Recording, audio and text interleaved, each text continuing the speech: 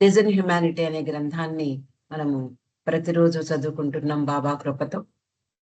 నిన్నటి రోజున మనము ధ్వని గురించి తెలుసుకున్నాం. చాలా విషయాలు అందరూ పంచుకున్నారు. ఇక ఈ రోజు విషయంలోకి వస్తే, సహవాస్ కార్యక్రమంలో అది 5వ రోజు. ఆ రోజు గురించి, ఆ రోజు ఉదయము ఆ పరిసరాలు, ఆ మెహరాబాద్ వాతావరణము, ఇవన్నీ కూడా డాన్ స్టీవెన్స్ ఇక్కడ చక్కగా వర్ణించడం జరిగింది. దాన్ని మనం చదువుకుందాం.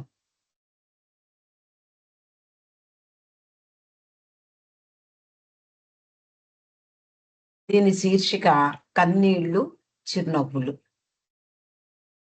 డాన్ స్టీవెన్స్ మెహరాబాద్ ని వర్ణిస్తున్నాడు. తెల్లవారుతోంది. గాలి చల్లగా వీస్తోంది.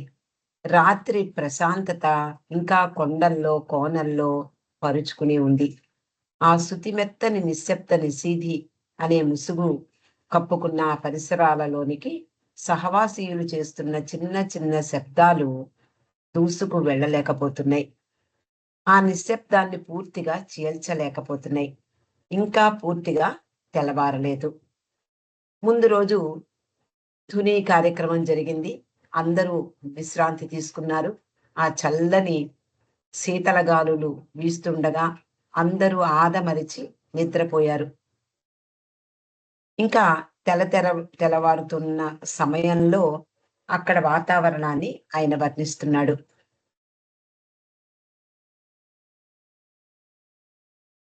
అయితే అక్కడంతా కూడా నిశ్శబ్దం. ఎక్కడా శబ్దం అనేది లేదు. తెల్లవారుతోంది. ఇంకా సగం మంది లేస్తూ ఉన్నారు. కొండపై ఉన్నటువంటి రాత్రి కాపలాదారు గొంతులో నుండి అప్పుడప్పుడు కంగు కంగుమంటూ దగ్గు ఒక్కటే వినిపిస్తోందట. ఆ నిశ్శబ్ద వాతావరణంలో వంట ఇంట్లో పనివాళ్ళు వీళ్ళందరూ కూడా చిన్న చిన్న శబ్దాలు చేస్తున్నారు. గుసగుసలుగా మాట్లాడుతూ ఉన్నారు. అలా నెమ్మదిగా ఆరంగం గ్రామం ఒళ్ళు విరుచుకుంటూ నిద్రలేస్తున్నట్లుగా ఉంది. ఒకవైపు శానిటోరియం ఉండేది ఆ రోజుల్లో. ఆ శానిటోరియం తెల్లవారుతుంది అనడానికి గుర్తుగా అందులో ఉన్నటువంటి లైట్లన్నీ ఆర్పివేయబడ్డాయి. కొండ దిగువన ఈ మెహరాబాదు ఇక్కడ ఈ పరిసరాల్లో, ఈ ప్రదేశంలో వంట చేస్తున్న వాళ్ళు, పనులు చేస్తున్న వాళ్ళు, సహవాసీయులు అందరూ కూడా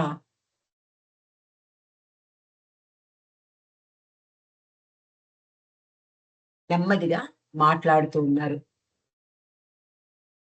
అలా అందరూ కూడా నిద్ర నుండి మేల్కొన్నారు. కానీ ఇంకా అక్కడక్కడ నిద్రలో జోగుతున్నట్లుగా కొంతమంది కనిపిస్తున్నారు. తెల్లవారేటప్పటికల్లా మనం చేసుకునేటటువంటి కార్యకలాపాల్లో పాల్గొంటూ ఉంటాం. ప్రపంచంలో సగభాగం సూర్య భగవానుని దర్శనంతో మేల్కొని ఉంది. ఇంకా దూరంగా మసక చీకట్లో ప్రకృతి ఇంకా స్పష్టంగా కనిపించటం లేదట. కానీ అది కలలో మరో కల అని గుర్తించలేం కదా. ఆనాటి ఉదయం అల్పాహారాలు వడ్డించబడ్డాయి. బ్రేక్‌ఫాస్ట్ వాళ్ళు వడ్డించారు. ఈ సహవాసీయులందరూ కూడా తినడం కూడా పూర్తయిపోయింది. ఆ రోజు కార్యక్రమం ఏమిటి అంటే, ఈ సహవాసీయులందరినీ కూడా బాబా నివసిస్తున్నటువంటి మెహరాజాద్‌కి తీసుకువెడుతూ ఉన్నారు. అక్కడ ఆ ప్రదేశంలో అంటే బాబా విశ్రాంతి స్థలమైనటువంటి మెహరాజాద్‌కి వీళ్ళందరూ కూడా వెళ్ళబోతూ ఉన్నారు. అక్కడ మెహరాజాద్ పరిసరాలు, అక్కడ బాబాని దర్శించబోతూ ఉన్నారు. అహమ్మద్ నగర్‌కి ఆ ప్రదేశం 15 కిలోమీటర్ల దూరంలో ఉంది. ఆ పవిత్ర ప్రదేశం చూపించేందుకు నగర్ నుండి అనేక బస్సులు వస్తూ కనిపించాయి. సహవాసీయులందరూ కూడా ఆనందోత్సాహాలతో ఎంతో ఉత్సాహంగా అందరూ కూడా అలర్ట్ అయిపోయారు. సకాలంలో వచ్చాయి బస్సులు. ఎప్పుడూ కూడా మనకి మెహరాబాదు ముఖ్యంగా బాబా భౌతికంగా ఉన్నప్పుడు గాని, ఇప్పుడు కూడా మనమందరం కూడా ఈ క్రమశిక్షణ అనేది టైం అనేది పాటిస్తూ ఉంటాము. అందుకని ఆ రోజు బస్సులన్నీ కూడా చక్కగా సమయానికి వచ్చేసాయి. సహవాసీలందరూ కూడా ఎంతో ఉత్సాహంగా చలోక్తులు విసురుకుంటూ వాళ్ళందరూ బస్సుల్లో ఎక్కి కూర్చున్నారు.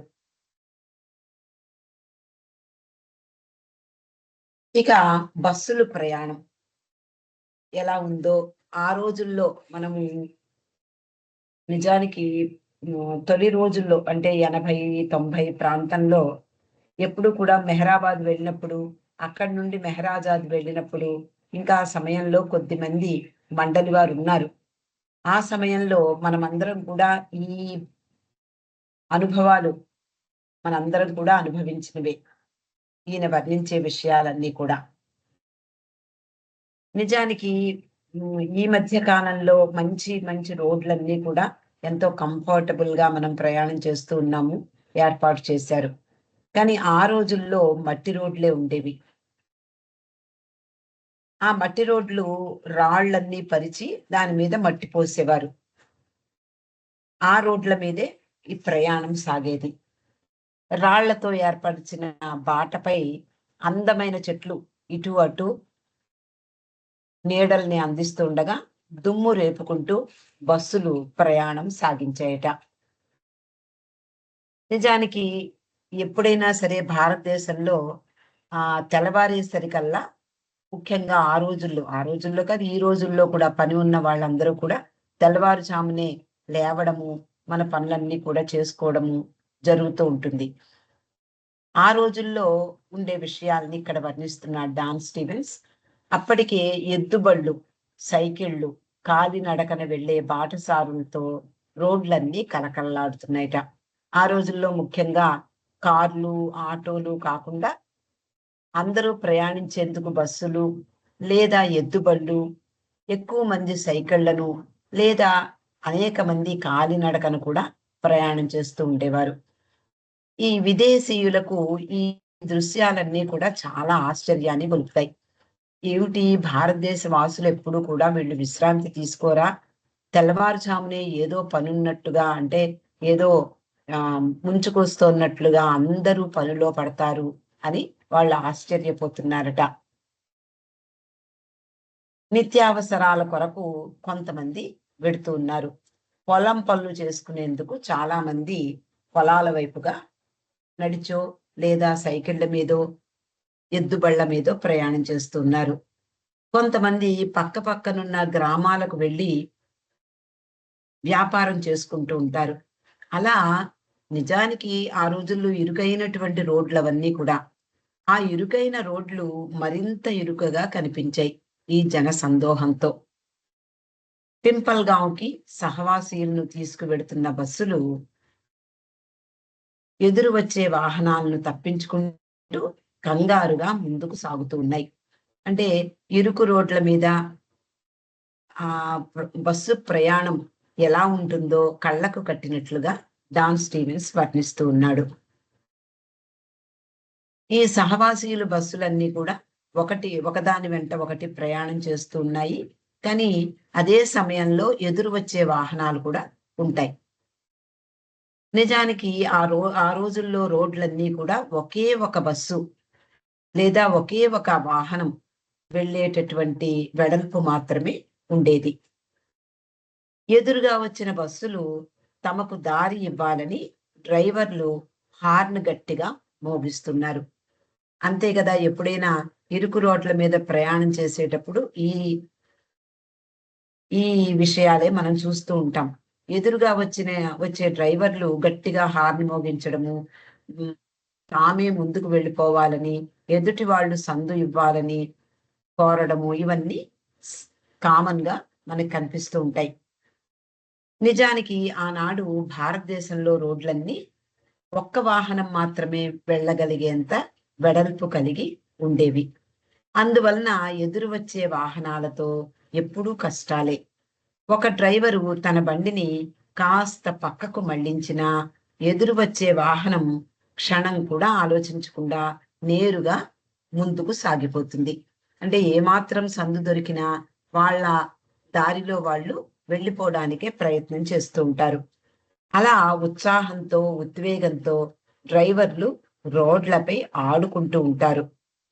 ఇటువంటి ఇరుకైన రోడ్లపై తక్కువ ప్రమాదాలు సంభవించడం ఆశ్చర్యం కలిగిస్తుంది.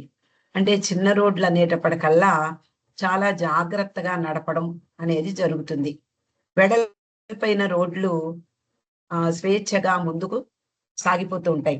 కానీ ఇరుకు రోడ్ల మీద వాహనదారులు చాలా జాగ్రత్తగా బళ్ళను నడుపుతూ ఉంటారు. కాబట్టి ప్రమాదాలు తక్కువే సంభవిస్తూ ఉంటాయి. నిజానికి తూర్పు దేశస్థులు సహజమైన అంతఃప్రేరణ కలిగి ఉంటారు. ఇక్కడ డాన్ స్టీవెన్స్ అతడు పశ్చిమ దేశీయుడు కాబట్టి ఈ తూర్పు దేశ వాసుల గురించి చెప్తూ ఉన్నాడు. వాళ్ళు సహజంగానే అంతఃప్రేరణ వాళ్ళల్లో ఉంటుంది. అంతఃప్రేరణ అంటే ఏమిటి? ఎదుటి వాళ్ళ యొక్క మనసుల్ని చదవడం, అంటే వాళ్ళ యొక్క ఉద్దేశాన్ని గ్రహించడం. ఇక్కడ రోడ్ల మీద ఈ బస్సుల గురించి చూసినప్పుడు అతనికి ఇలాంటివన్నీ కూడా కనపడి ఉంటాయి. పాశ్చాత్యులలో ఇది కనిపించదు.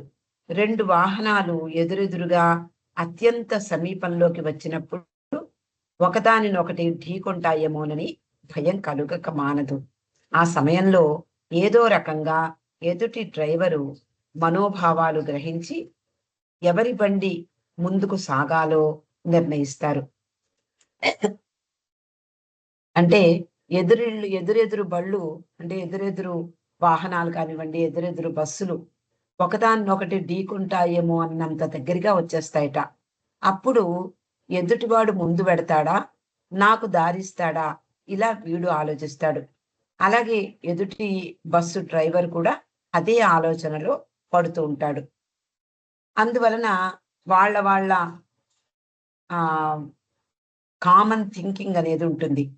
అంటే ఎదుటి బస్సు డ్రైవర్ ఎలా ఆలోచిస్తాడో వీళ్ళు ముందే గ్రహించి వాళ్ళు ఏదైనా అర్జెంట్ పని ఉందేమో అన్నట్లుగా నెమ్మదిగా పక్కకి జరపడం అలవాటు.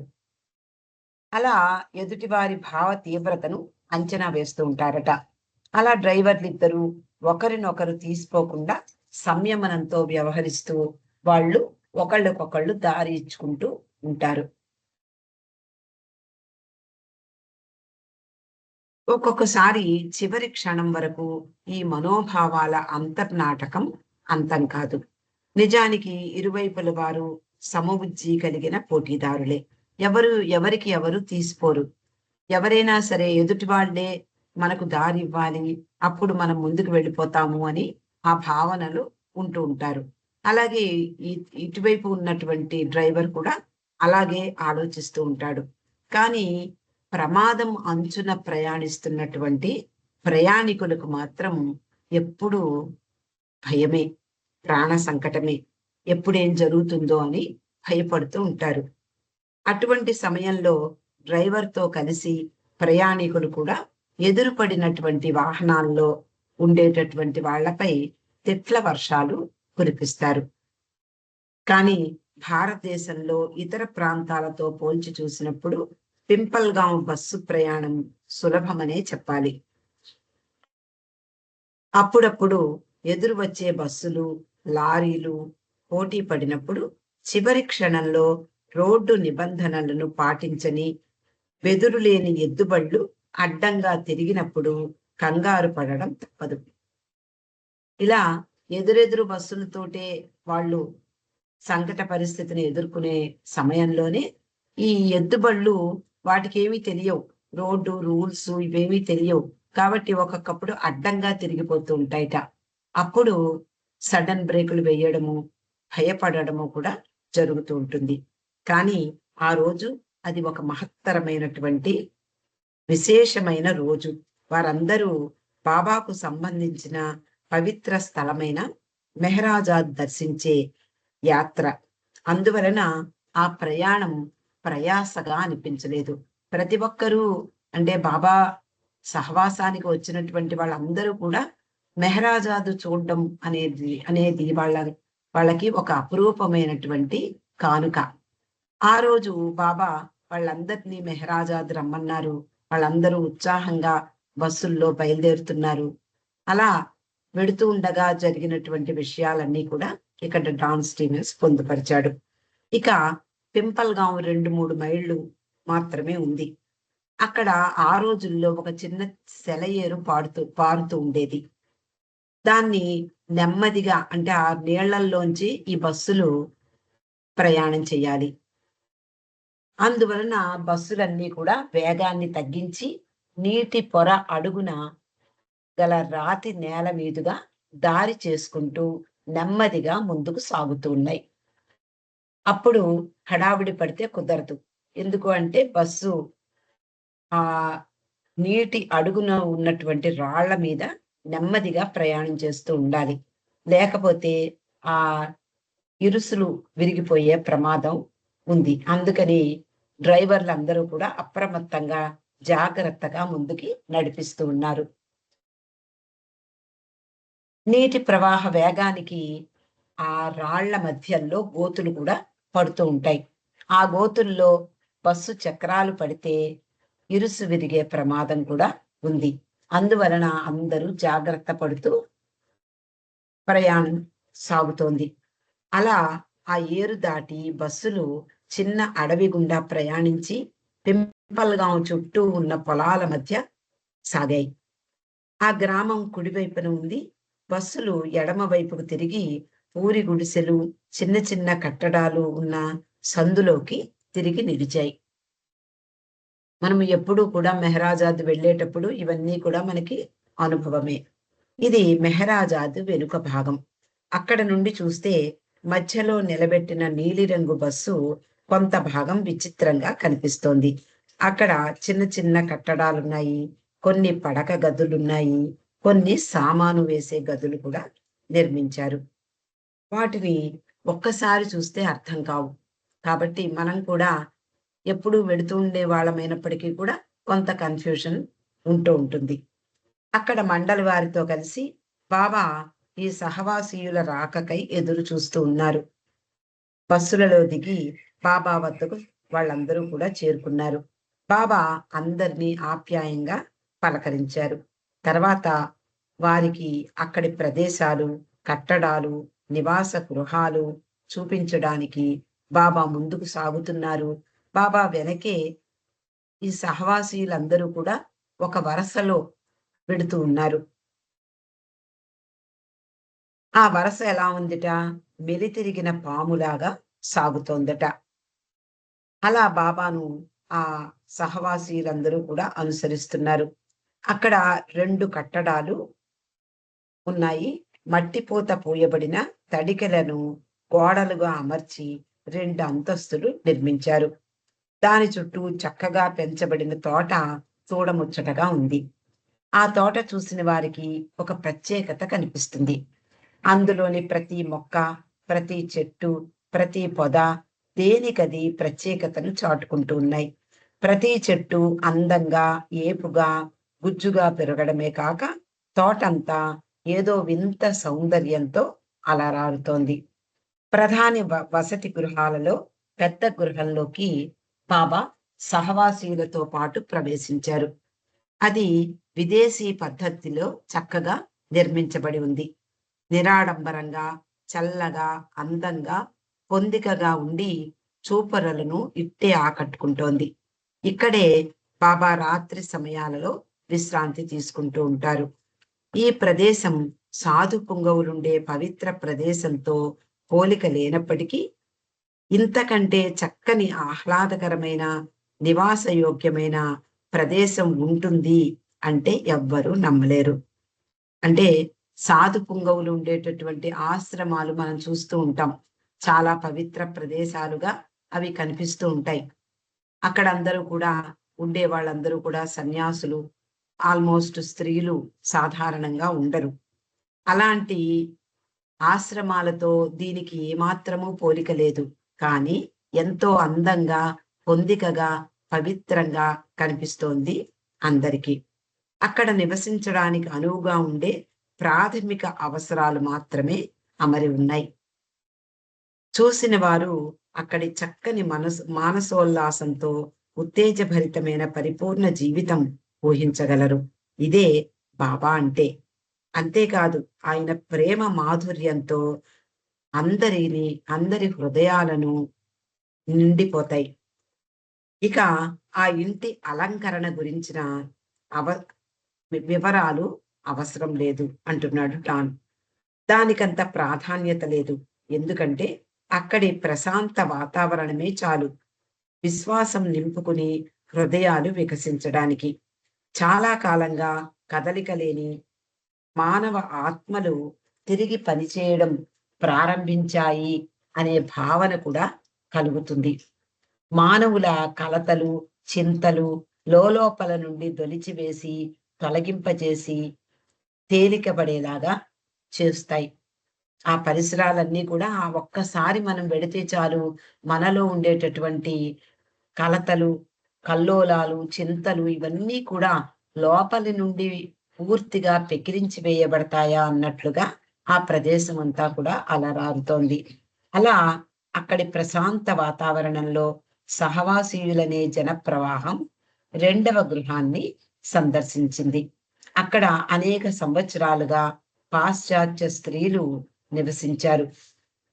తర్వాత బాబా వారందరినీ జొన్న చేల మీదుగా నడిపిస్తూ వెనక వైపున నిటారుగా ఉన్న కొండ ప్రక్కకు తీసుకువెళ్లారు. అదే ఏకాంతవాస పర్వతం, టెంబీ హిల్ అని కూడా అంటారు. వారంతా బాబా ముందుకు నడుస్తుండగా ఆ కొండ ఎక్కే ప్రయత్నం చేస్తున్నారు. సాదా మనం కూడా చాలా రోజుల కిందటి వరకు అంటే కొంచెం శక్తి ఉన్నప్పుడు అందరూ కూడా ఆ కొండ ఎక్కి వస్తూ ఉంటారు. కానీ ఇక్కడ ప్రత్యేకత ఏమిటి అంటే బాబాతో పాటు ఆ సహవాసీలందరూ కూడా కొండ ఎక్కుతున్నారు. అది విశేషం. అలా వాళ్ళందరూ కూడా బాబా వెనుకగా నడుస్తూ నెమ్మదిగా ఎక్కే ప్రయత్నంలో ఉన్నారు. వాళ్ళల్లో ఒక యువకుడు అంటే ఉత్సాహం ఉన్నటువంటి వాళ్ళందరూ కూడా ముందుకు వెళ్ళిపోవాలని ప్రయత్నం చేస్తూ ఉంటారు. అలా ఒక యువకుడు వీళ్ళు వెళ్ళే దారి కాకుండా నిటారుగా ఎక్కే ప్రయత్నం చేస్తున్నాడు. ఆ కొండ మీదకు వెళ్ళబోతుండగా బాబా వెంటనే అతన్ని వెనక్కి పిలిచారు. ఈ కొండ బాబా అంటున్నారు, "ఈ కొండ ఎక్కడంలో నన్ను మించిన వాళ్ళెవ్వరూ లేరు. మనమంతా ఒకరినొకరు తోడుగా ముందుకు సాగాలి. అంతేకాని మనం ఇక్కడికి విహారానికి రాలేదు సుమా. ఇదంతా ఒక పవిత్ర ప్రదేశం. దీనికొక ప్రత్యేకత ఉంది" అని చెప్పడానికి బాబా ప్రయత్నం చేస్తున్నారు. అందరూ కొండ శిఖరానికి చేరుకున్నారు. మనమంతా కూడా ఎక్కిన వాళ్ళమే. ఒక్కసారి ఆ రోజుల్లో మనం ఎక్కిన విషయాల్ని ఒక్కసారి గుర్తుకు తెచ్చుకుంటే ఇవన్నీ కూడా మనకి క్లియర్‌గా కనిపిస్తాయి. అక్కడ వారందరికీ అక్కడ సమతల ప్రదేశంపై ఇటుకలతో నిర్మించిన కట్టడాలను తొలగించినట్లుగా కనిపిస్తాయి. ఇప్పటికి కూడా మనము ఆహ్, అంతకు ముందున్నటువంటి కట్టడం తొలగించినట్లుగా మనం చూడవచ్చు. ఒకటి శిఖరం పైభాగాన ఉంది. రెండవది సుమారు 100 గజాల వెనుకగా దిగువ భాగంలో ఉంది. రెండింటిని కలుపుతూ సన్నని బాట ఉంది. వారితో వాటి గురించి బాబా ఇలా చెప్పసాగారు. కింద తోటలో నిర్మించబడిన రేకుల షెడ్లు మొదట ఇక్కడ ఉండేవి. పై భాగంలో ఉన్న గదిలో నేను ఏకాంతవాసం చేస్తున్నప్పుడు దిగువన ఉన్న గదిలో మండలి వారు ఉండేవారు. తరచూ నేను వారిని రాత్రి సమయాలలో పిలిచేవాడిని. ఆ సమయాలలో కొండ మీద తీవ్రంగా గాలులు వీచేవి. ఆ చలిగాలులలో నా దగ్గరకు రావడానికి వాళ్ళు ఎంతో అవస్థ పడేవారు. ఒకసారి నేను 7 రోజులు కొద్ది నీటిని మాత్రమే తీసుకుంటూ ఉపవాసం ఉన్నాను.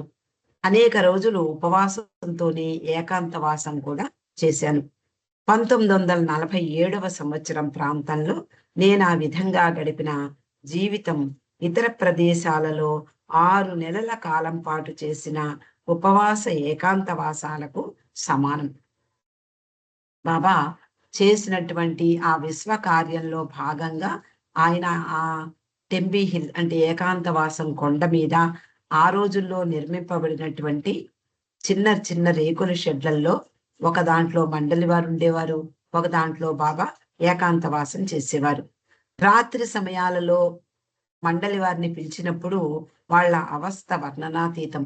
ఒక ముఖ్యంగా కొండ మీద గాలులు ఎంత తీవ్రంగా వీస్తాయో, ఆ చలికాలంలో ముఖ్యంగా చలిగాలులు ఎంత తీవ్రంగా వీస్తాయో మనం ఊహించుకోవచ్చు. ఆ సమయంలో వాళ్ళు అలాగే బాబా ఆదేశాల్ని పాటిస్తూ, వాళ్ళు అన్నీ కూడా సర్వము బాబాకు అర్పించి, అక్కడ బాబా ఆదేశాల మేరకు జీవిస్తూ ఉన్నారు.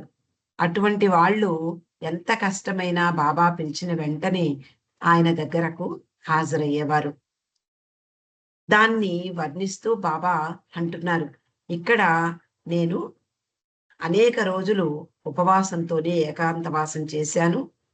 నేను ఆ విధంగా గడిపినటువంటి జీవితాన్ని చూస్తే ఇతర ప్రదేశాలలో 6 నెలల పాటు ఏకాంతవాసము, ఉపవాసం ఉన్న దానితో సమానము.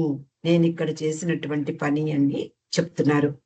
నేను ప్రపంచం కొరకు బాధలను అనుభవించేటప్పుడు ఆ భారం చాలా అధికంగా నా భౌతిక శరీరం మీద పడుతుంది. ఆ సమయాలలో తీవ్రమైన అనారోగ్యంతో బాధపడి కోలుకుంటున్నట్లుగా కనిపించేవాడిని.